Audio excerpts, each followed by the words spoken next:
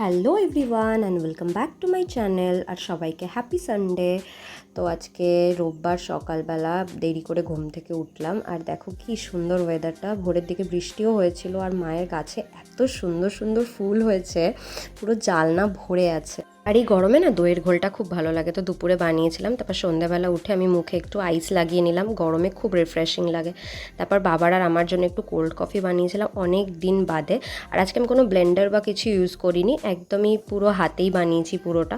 আর খুবই ভালো ছিল, মানে মোস্টলি ভীষণই রিফ্রেশিং।